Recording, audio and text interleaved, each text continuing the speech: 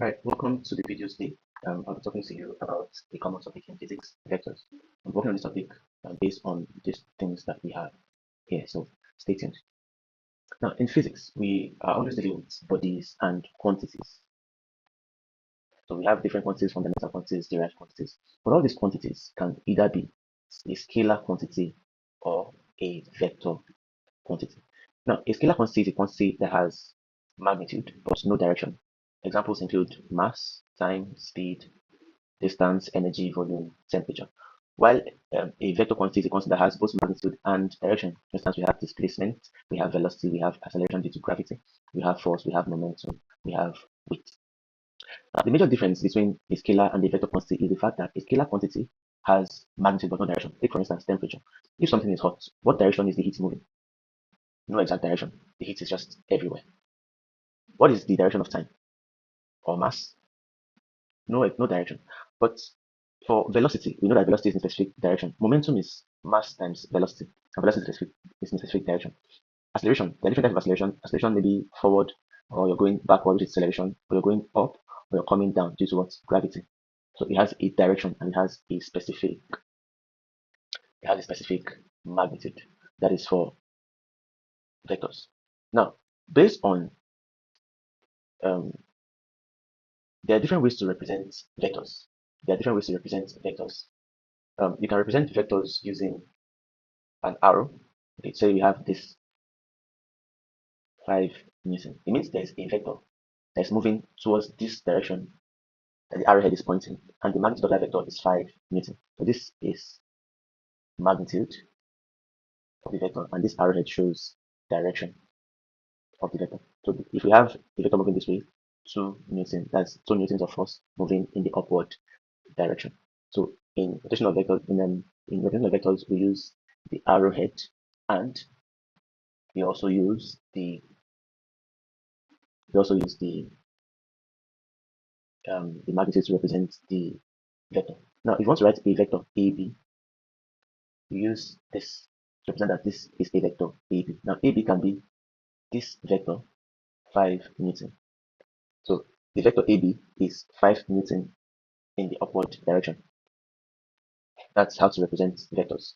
Or you can also write a vector as a bold letter A B. This is also another way of writing vectors. So move on to types of vectors. There are different types of vectors. We have the equal vectors. Equal vectors are simply vectors with the same magnitude and direction. We have opposite vectors. Opposite vectors are vectors with the same magnitude, but they are in opposite direction. We have zero vectors. That's a vector with no magnitude. We have a unit vector. That's a vector with magnitude of 1. That means it's only showing you the direction.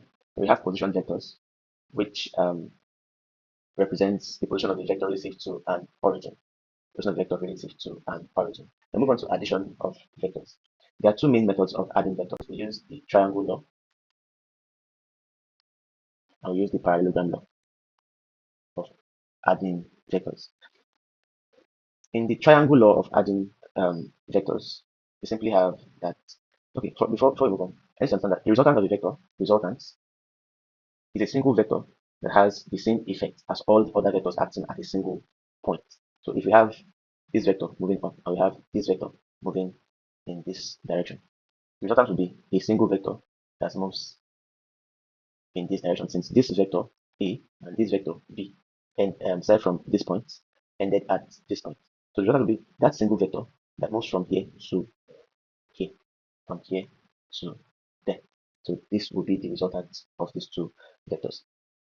In the triangle law of resolving vectors, we have two vectors acting at a point such that one of the two of the vectors are forming an incomplete part of the triangle. Say for instance we have vector A and we have vector B.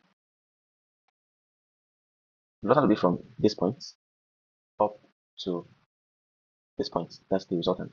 So to find this point, knowing that the angle between them is 90 degrees, will be based on your rule of triangles, which is r squared equals a squared plus b squared. Now this is going to give us the resultant equals the square root of a plus square root of a plus b square. So that will give us the resultant of these two vectors. Also, have parallelogram law of resolving vectors. Say we have vector A acting in this way. So this is vector A. Now we have vector B. Oh, that's a very bad diagram. Vector B acting this way. Now, if we have these two vectors like this, yeah, this is some persons argue that this is also a triangle law. It really doesn't matter because 90 is actually going to give you 0. So it's almost the same thing, or it's the same thing, by the way. So the result to be a single vector that moves that body from here to here. Remember, this vector A is moving the body up, while vector B is moving the body up right. Now, if we put A and B side by side, which means move this A from where it is here and drag it towards this side, you have this line. Move B towards this side, you have this line. So that's how we get this diagram where it's looking like a parallelogram, such that above is also equivalent to B and this side is also equivalent to A. Here is the angle between the angle of the resultant, but the angle between the two vectors is going to be this angle. Right? So to find the resultant, which is this r here, based on this law, will be that our r square equals a square plus b square minus 2ab cos theta. Theta is the angle between the two vectors, not the angle of the resultant. Now, this is going to mean that our r is going to be equal to a square plus b square minus 2ab cos theta, all under the square root. That is for resolving vectors by parallelogram method. Now, to find the angle of the resultant, which is going to be tan alpha, which is this alpha that we have here, will be equivalent to b sine theta over a plus b cos theta. So this gives us this angle of the resultant. Okay, now move on to subtraction of vectors. Subtraction of vectors. Now you can add or subtract vectors the when the angle between them is 0.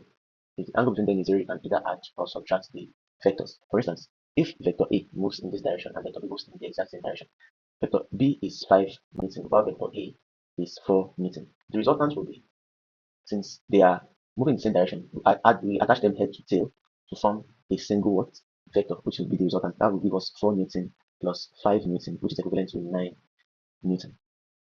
But if they are moving in opposite directions, say we have A 4 Newton and we have B in this direction 5 Newton. Now this B will cancel out this A, and the result will be 1 Newton in this direction of B, because B is bigger, meaning 5 minus 4 equals 1 Newton in this direction.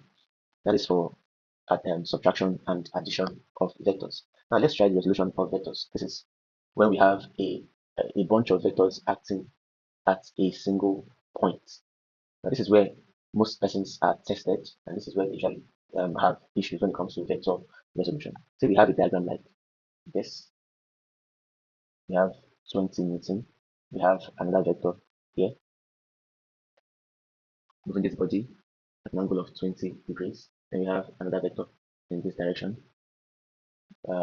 for 10 Newton, and this angle is